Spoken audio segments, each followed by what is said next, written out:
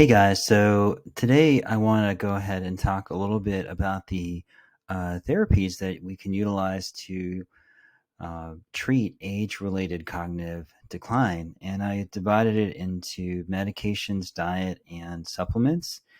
Last time, of course, in part one, we talked about some of the causes for age-related cognitive decline. And let's now talk about things we can do to prevent it. So let's start out first with medications. Now, these are things you'll need a script from a physician for. And I'm just going to talk about some of the more commonly utilized medications, one of which is selegiline. Selegiline or Deprenyl is a MAO-B inhibitor, monoamine oxidase B inhibitor. What it pretty much does is it slows the breakdown of neurotransmitters, so dopamine, serotonin, norepinephrine. So therefore, more of these are available to act on the postsynaptic neurons. It's useful, but there are some sides secondary to its anticholinergic effects, like dry mouth, urine retention, constipation, or blurry eyes, or even seizures, unfortunately. And hypertensive crisis, if you eat things that contain tyramine, along with serotonin syndrome, if you utilize it with medications like SSRIs for depression, like Prozac. However, at lower doses, it's well tolerated in patients who have cognitive decline, dementia. So 5 milligrams daily is a great dose. I've seen that utilized quite a bit. HYDERGINE. Now, this is a medication that isn't used too often here in the US, but has a lot of benefits. Has been used for 40 years in Europe without issue. And here's an article just noting its benefits. This was actually published in 1971. And in this particular article, the study authors looked at 40 geriatric patients who had cerebrovascular disorders, and they stated that HYDERGINE produced greater improvements in 19 of the 30 items they rated on this inventory scale, which included things like behavioral traits and intellectual impairments. And they were very impressed with the effects that HYDERGINE had on cognition and intellectual function, and which seems to be the case in Europe when it's used in dementia. It doesn't have very many side effects at all, particularly in the dosing that's utilized, 1 to 2 milligrams daily. And its mechanism of action is somewhat unclear. It's kind of a mix. It does also decrease the monoamine oxidase enzyme, so you do get an increase in the catecholamines. It has an effect on dopamine and serotonin receptors. It blocks alpha-1 receptors, which in turn seems to improve cerebral flow and protect neurons that may be hyperperfused, say like in a low blood flow state, like ischemic stroke. Modafinil. So this is a pretty popular medication. I use it in some of my patients in the clinic, particularly those who qualify under shift work sleep disorder. But it's used in obstructive sleep apnea, narcolepsy, and off-label in ADHD in children, and in certain cases, potentially for dementia in older patients, as people have been using it off-label with some benefit. It's a eugeroic, which in other words means it enhances vigilance as well as concentration without fatigue or addictive properties, which is pretty amazing. Unlike, say, methylphenidate, being a methamphetamine derivative, definitely can be addictive. It seems to stimulate receptor sites for norepinephrine, along with being a dopamine reuptake inhibitor. So it increases the action of dopamine in the synapse and acting on postsynaptic neurons. It is usually dosed between 500 and 200 milligrams daily, and I've kind of found that using lower doses is more appropriate, somewhere between splitting up your dose into morning and afternoon dosing and using the smallest amount possible, because it is quite potent. And there's multiple studies that have suggested it improves connectivity. So here's a study that actually looked at the acute effects of modafinil on brain resting state networks in young, healthy subjects, right? And what these researchers did was they administered a 100 milligram dose of modafinil to 26 healthy young subjects. And they were using functional MRI, which allows you to kind of see what areas of the brain light up in terms of more activity, right? And they found that a single dose of modafinil improved cognitive performance, both in terms of this test that they administered, the Raven's Advanced Progressive Matrices test, and on functional MRI showed a statistically significant increased activation of frontal parietal control, so connections between the frontal lobe and the parietal lobe, which is important because the parietal lobe is very important in reception of information. The frontal lobe is important in executive function or language, and obviously having stronger connections between the two, between those two areas can allow you to assess and integrate information more effectively. And here's another article that actually looked at functional connectivity, but this time in healthy elderly subjects. And it primarily looked at connectivity in the cerebellum. And what they found was that they did a similar experiment, which they looked at 24 otherwise healthy elderly individuals and gave them a single dose of 100 milligrams of modafinil. What they found is that it seemed to improve centrality, so the connections between the cortex and the cerebellum. And this is really important because post-stroke, motor function is impaired, and we feel that's partially because, in many cases, because of decreases between the cerebellum as well as center of balance and your cortex, right? And any sort of medication that could prevent that or potentially help in improving those connections would be a good idea. So that's some promise there. Diet.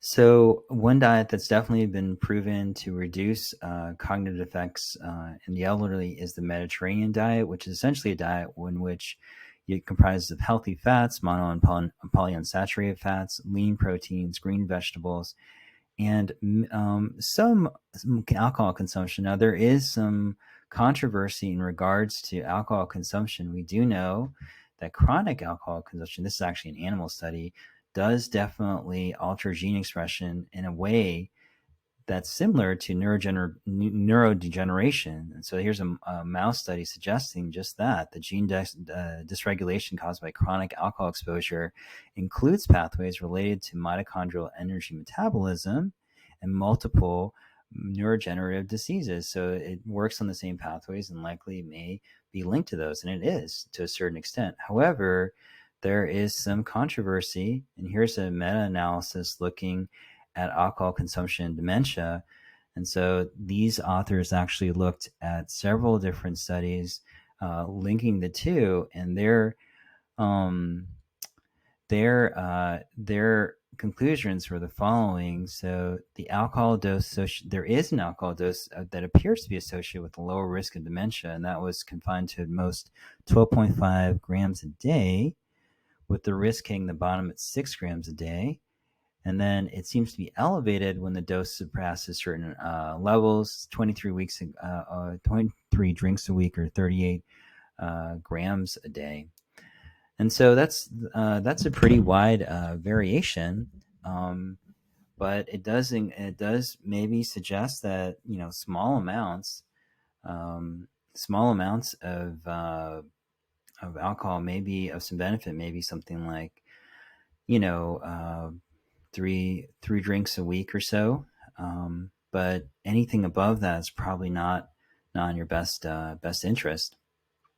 And then I myself, whereas I don't think it's terrible to have 1 to 2 drinks a week.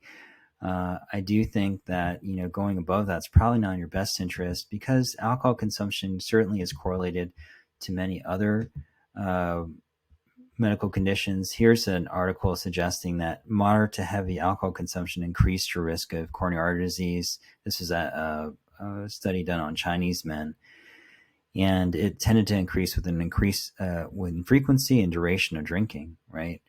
So I don't know. I think in terms of looking for things that are beneficial and can reduce cognitive decline, there are probably better things to utilize than alcohol, given the fact that certainly there's like a range in which it certainly can worsen or predispose you to dementia.